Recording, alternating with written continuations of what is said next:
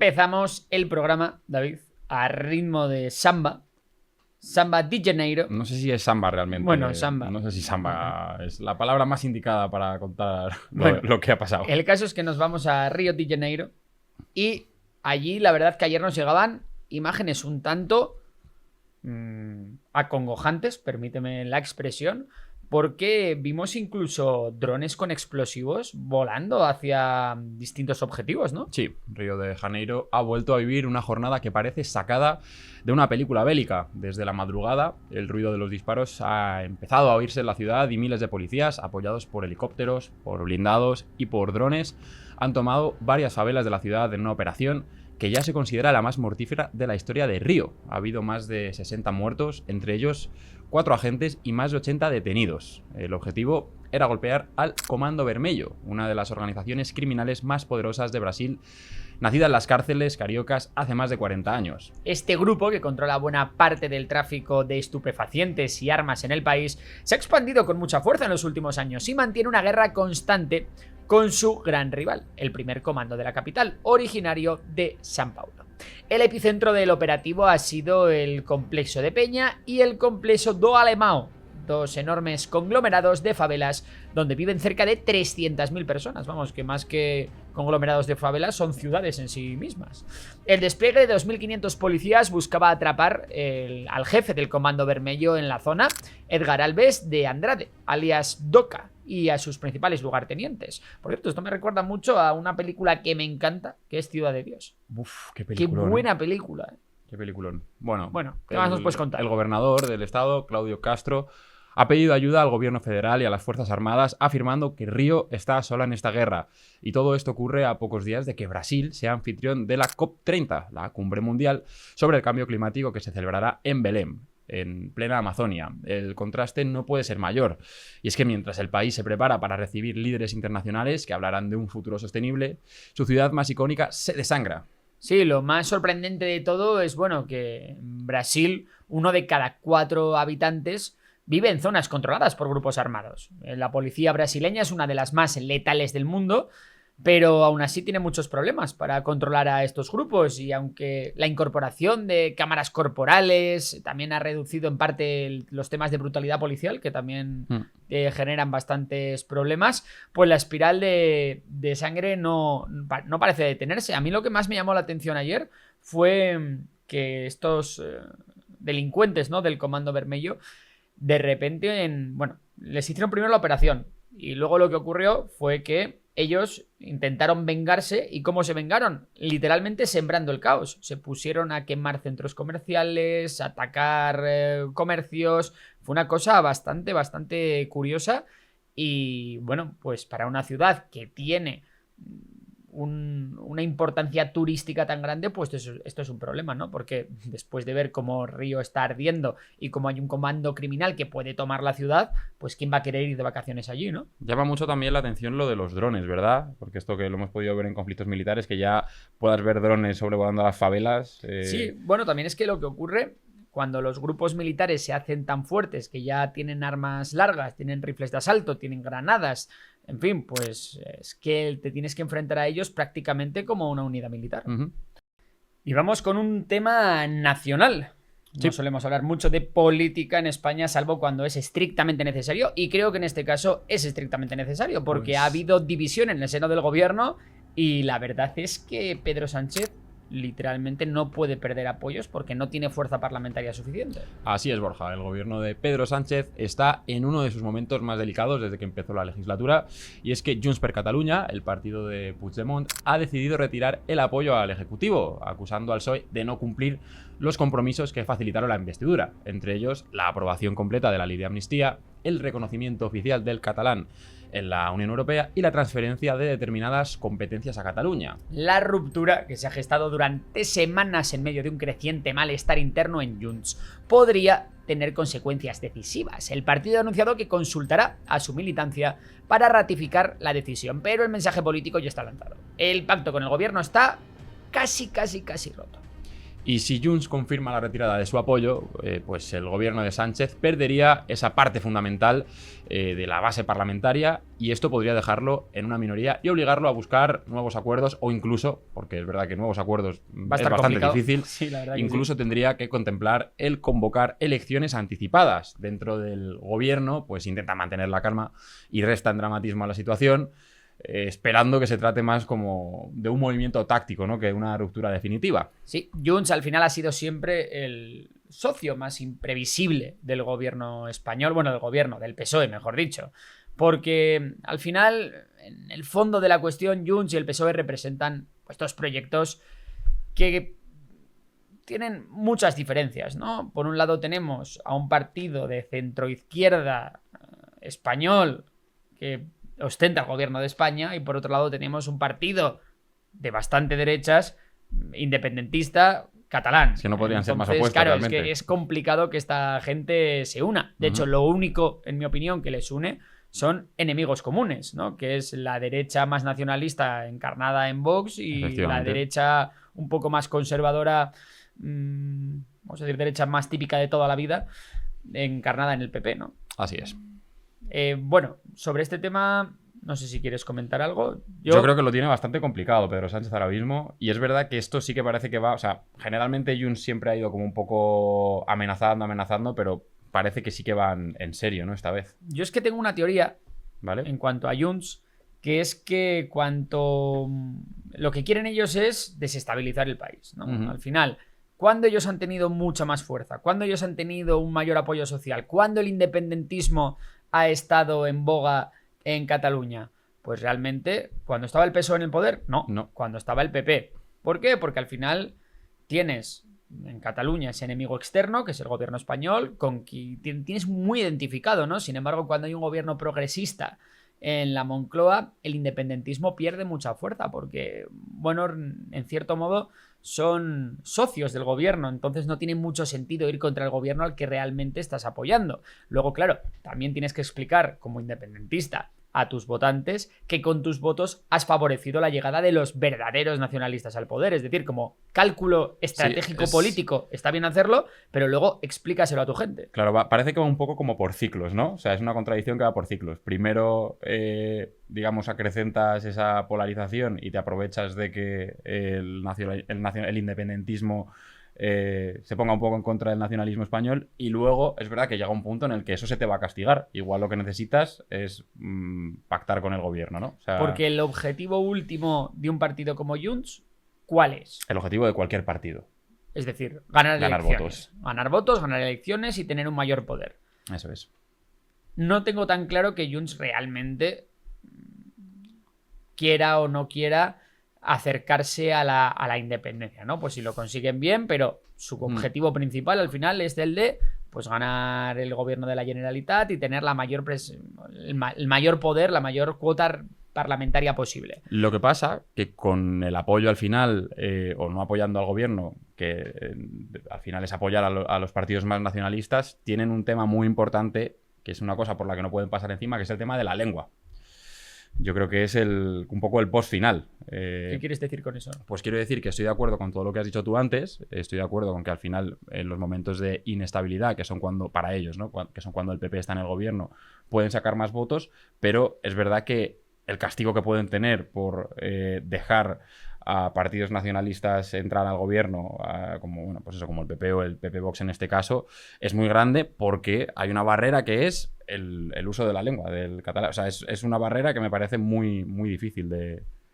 No acabo de entender qué tiene que ver el uso de la lengua con... Pues porque al final, de todas las cosas que, digamos, que puede...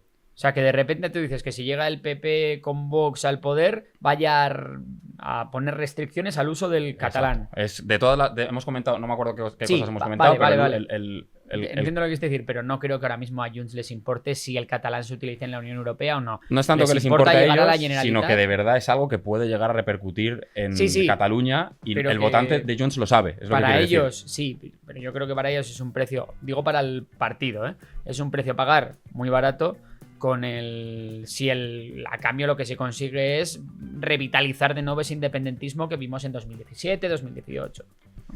Sí, pero que a la larga, o sea, que es un resultado que también se tiene que hacer un cálculo a la larga. Sí, ¿sabes? que no van a Y eso, ganar las que le pueden- competencias que van a ganar con el PSOE, por ejemplo, o no van a sacar Y la estoy ley de la hablando, amnistía. pero te estoy hablando pero- del votante. Te estoy hablando de que el votante esto Ya, creo ya. que lo sabe, ¿vale? O sea, que a la hora de votar puedes decir, oye, pues sí, pero es que no me creo que con estos vaya. Sí, no obstante, a mí me da la sensación de que el votante de Junts no es un votante muy crítico con su propio partido. No es como el votante de Esquerra Republicana, por ejemplo, ¿no? Que al Pero final sí. siempre tiene que estar medido ahí en ese fino alambre entre el progresismo y el independentismo. En este caso, yo creo que el votante de Junts sí que es más puro independentismo. Pero sí que es y- muy catalanista, o sea, es independentista Claro. y muy. Entonces, por eso te digo que. Bueno, Veremos a ver qué ocurre. Lo que veremos sí, a ver qué ocurre. yo creo que Pedro Sánchez lo tiene bastante complicado porque realmente es que necesita los apoyos de Junts para sacar prácticamente cualquier ley, cualquier norma.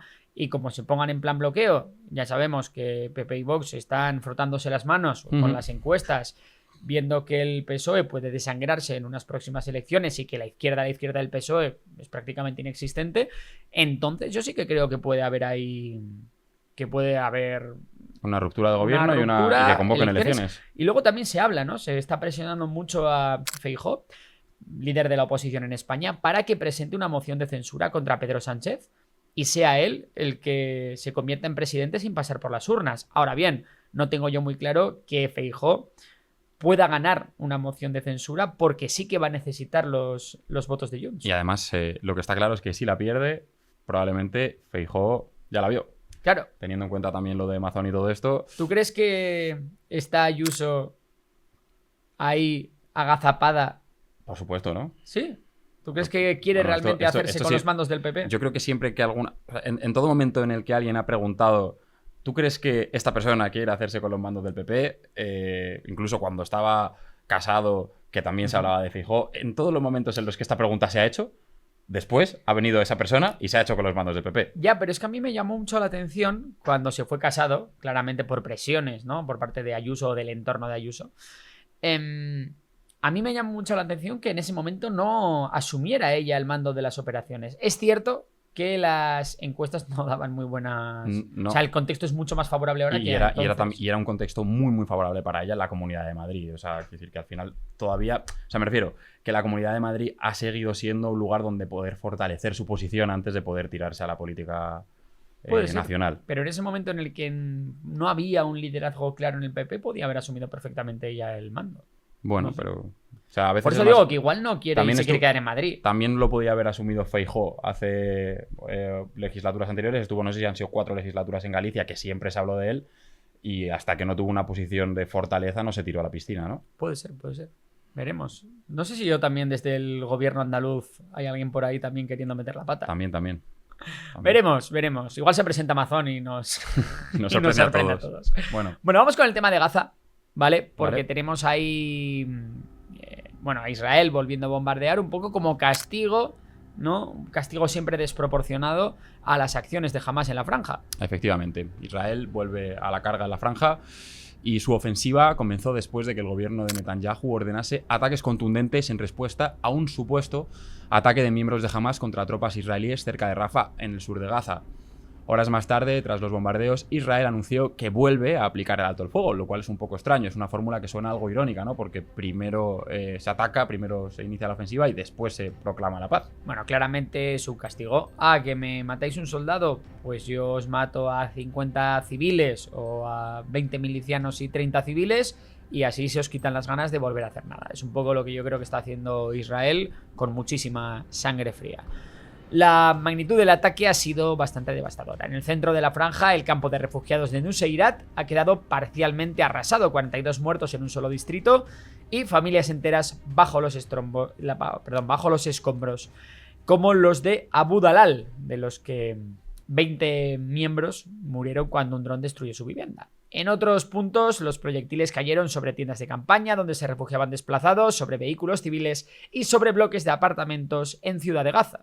Desde Jerusalén, el gobierno israelí insiste en que los bombardeos son una respuesta a esta violación de la tregua por parte de Hamas y la explicación oficial apunta a un ataque en Rafah y a la entrega de restos humanos por parte de la milicia que no correspondían a los rehenes israelíes aún desaparecidos. Esto creo que no lo llegamos a contar aquí. No, no lo contamos. Pero es verdad que incluso dentro del país la narrativa se debate entre si hay justificación militar y el coste moral de las operaciones. El presidente de Estados Unidos, Donald Trump, ha asegurado que el alto al fuego no está en riesgo y que Israel tiene derecho a defenderse. Lo que decíamos, un poco castigo fue lo que ha hecho. Su declaración, pronunciada desde el Air Force One, ha sonado a una luz verde diplomática para que Israel mantenga su línea de castigo. Este nuevo episodio sigue un patrón ya conocido.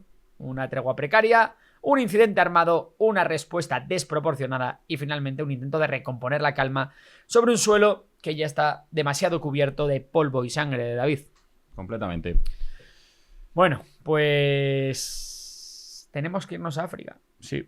Porque allí Se también... está poniendo la cosa complicada también. La verdad que lo de África últimamente, ayer hablábamos de Sudán, también hablamos de Camerún. Solemos hablar mucho de Mali, de Burkina del Congo Faso, también, de Ruanda. de Níger, del Congo, de Ruanda, un montón de sitios. Pero es que ahora la violencia está ya en Eritrea, que recordemos es uno de los países más herméticos del mundo. Se la conoce como la Corea del Norte de África. Y allí hay un pueblo que se ha rebelado, ¿no?, contra el gobierno central. Así es, tenemos que irnos al Cuerno de África porque una nueva rebelión está tomando forma. El grupo RSADO, cuyas siglas son... Rasado. Lo podemos llamar los Resado. Resado, ¿no? Resado, sí, Resado. Que no rosado tampoco. Que no rosado. Las siglas de este grupo corresponden a Red Sea Afar Democratic Organization. Ya sabes que teniendo el Democratic en su nombre... Mal asunto. Mal asunto, ¿no? Bueno. Dime de qué presumes y te diré de qué careces.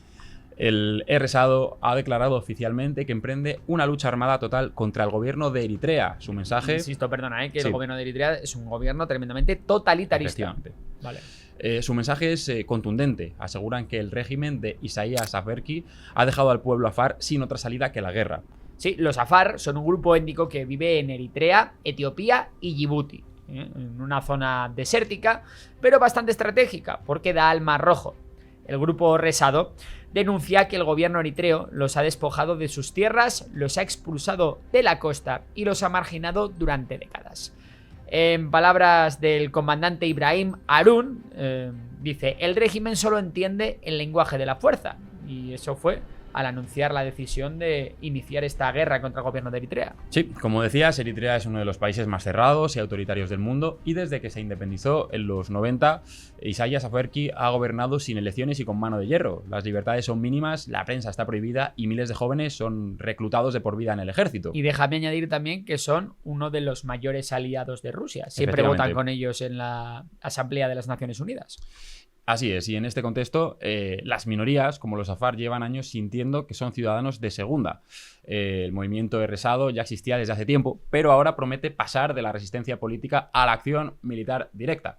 Según ellos, ya están entrenando combatientes y preparándose para atacar posiciones del ejército eritreo. Y ojo, porque esto no es una amenaza vacía, ya que los afar conocen muy bien el terreno, tienen presencia a ambos lados de la frontera con Etiopía y cuentan con simpatías entre la diáspora. La decisión del Resado podría tener consecuencias graves. Eritrea es un país pequeño pero clave porque controla parte del litoral del Mar Rojo, una zona por donde pasan rutas marítimas vitales para el comercio mundial. Si estalla una insurgencia en esa franja costera, la inestabilidad se podía extender rápidamente a los países vecinos. Además, la población civil, ya muy empobrecida, sería la primera en sufrir las consecuencias, que son desplazamientos, represión y escasez. Y a mí me huele, David, no sé a ti, a que esto podría ser un movimiento de Etiopía que, como ya hemos visto en muchas ocasiones, tiene unas ganas locas de atacar a Eritrea para ganar una salida al Mar Rojo. Por tanto, a mí esto de los afar me huele a que está el dinero y el apoyo de Etiopía detrás. Sí, recordamos que Etiopía es el único país del Cuerno de África, si mal no recuerdo, que no tiene salida directa al mar, ¿no? Me parece que no hay ninguno... Sí, y es una potencia económica en toda regla. Absoluto. De hecho, no sé si es de los países más poblados de la región y de África. Curiosamente son cristianos en Etiopía. Sí, esto lo hemos contado alguna vez. Sí, ¿no? Tiene una historia muy interesante. Vale. Sí, están ahí Etiopía, Kenia, que son dos potencias económicas bastante importantes en la zona, pero que siempre tienen alguna estabilidad. Recordemos la guerra del Tigray, por ejemplo, por el lado de Etiopía, y recordemos las protestas que ha habido últimamente en Kenia, una Kenia que parecía que podía ser la gran esperanza del continente africano. Luego Etiopía también se está ganando la enemistad de muchos de sus vecinos, Sí. sobre todo desde que se ha dedicado a construir presas que retienen el agua del Nilo, ¿no? La Tenemos gran ahí presa de la- Renacimiento, y han hecho Eso otra es. también en el otro Nilo. Eso es, y están en Sudán y sobre todo en Egipto, Egipto bastante enfadados No con me el extraña, tema. ¿eh? Bueno, eso es un tema, ¿eh? Sí, Es un sí, tema sí. absolutamente. Y luego recordemos también que Etiopía había mostrado su apoyo a Somaliland, también Ujú, en a el conflicto Somalilandia. entre Somalilandia y... Sí, sí, están metidos en Y todos Somalia. los fregados de los países vecinos, ¿eh? La verdad que sí, y esto puede salir muy bien o muy mal, veremos. Por cierto, Etiopía tiene una de las empresas más grandes de África, que es sus aerolíneas. Sí, no Presencia sabía. en todo el continente, muy, muy importante. Bueno, pues hasta aquí las noticias de geopolítica, no han estado mal. Vámonos con las de economía, que tenemos un par de cosas que comentar, muy sencillitas, y con eso damos carpetazo. Venga.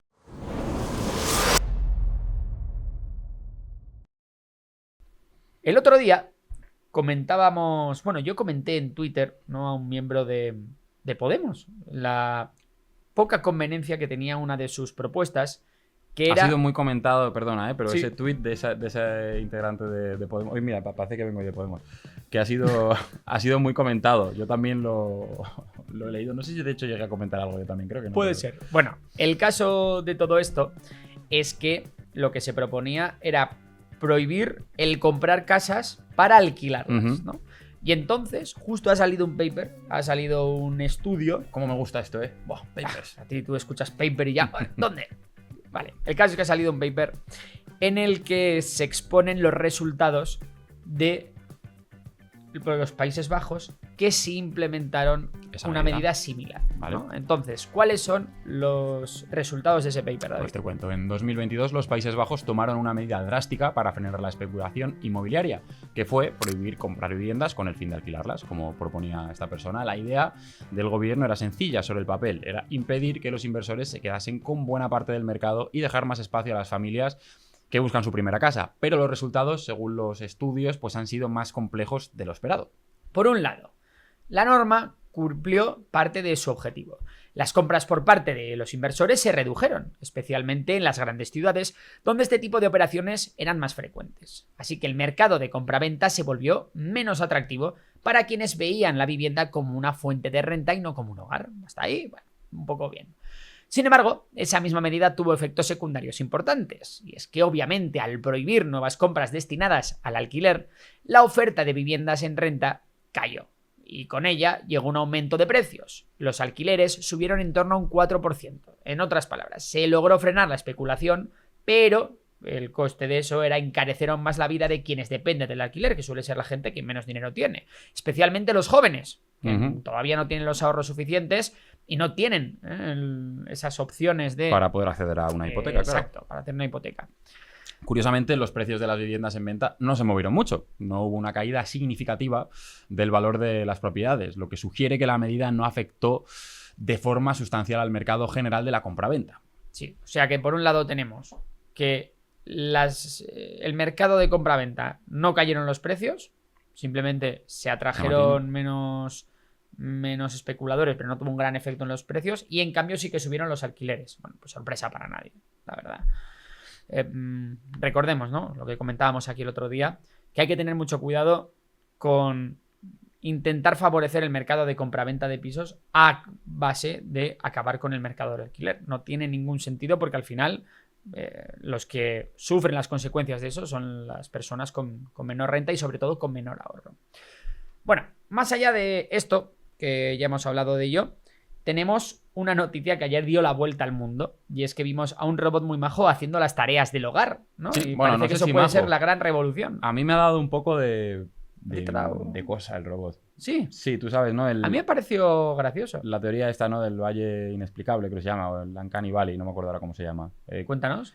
Bueno, que pasa con los robots, ¿no? Desde la percepción humana, que a medida que se van haciendo más humanoides, pues te van como, sí.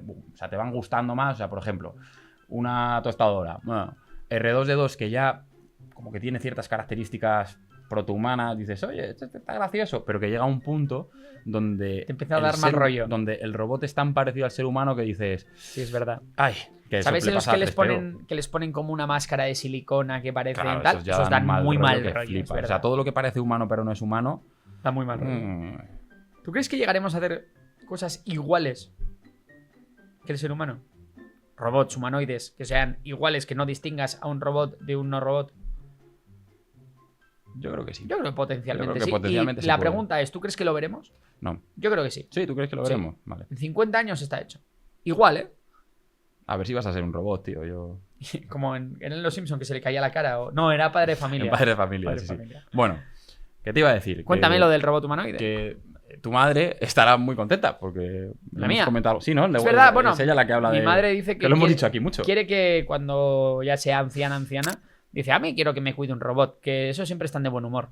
Pues mira, está de enhorabuena porque un nuevo robot llamado Neo promete llevar la inteligencia artificial al corazón del hogar. Está creado por la empresa noruega 1X Technologies y este humanoide cuesta unos $20.000 o 500 euros. Perdón, $500. Bueno, irá por ahí más o menos Sí, también. al final siempre se acaba Siempre, redondeando. siempre lo mismo por suscripción. Está diseñado para hacer tareas domésticas, abrir puertas, llevar objetos, limpiar o incluso ayudar en la cocina. ¿Qué te parece? Bueno, pues yo le vi hacer cosas y dije, a ver, tarda muchísimo en hacer cualquier cosa y le cuesta, pero oye, es un inicio, ¿no? Claro, también tardo yo. Claro, Neo no se parece a un simple robot aspirador, ¿no? Lo bueno de Neo es que tiene forma humana, como decíamos, brazos articulados, que eso es muy importante, y sobre todo, la capacidad de aprender mediante inteligencia artificial y control remoto, lo que le permite mejorar con el tiempo. Sé que igual hoy no te cierra muy bien la puerta, pero mañana va aprendiendo, ¿no? Bueno. Según sus creadores, podrá adaptarse a cada casa y responder a órdenes de voz como un asistente físico más que digital. Espero que funcione mejor que Alexa. Aún así, no todo es tan futurista como parece. El robot todavía depende en parte de supervisión humana y su autonomía real es limitada. En otras palabras, Neo representa más una promesa que una revolución inmediata. Tiene que mejorarse mucho. Me lo comprará algún freak, algún early adopter, pero todavía no es una cosa que en casa te vaya a ayudar mucho. Yo creo que te va a dar más dolores de cabeza que ayudarte. Sí, la verdad que no tiene pinta de que... Sí. Ahora bien, esto marca un punto de inflexión, David. O sea, al final los robots domésticos ya no son una cosa de la ciencia ficción. No. Ahora, Los tienes ahí en casita ya. ojo los droides, ¿eh? Buah, ¿cuál es tu droide preferido?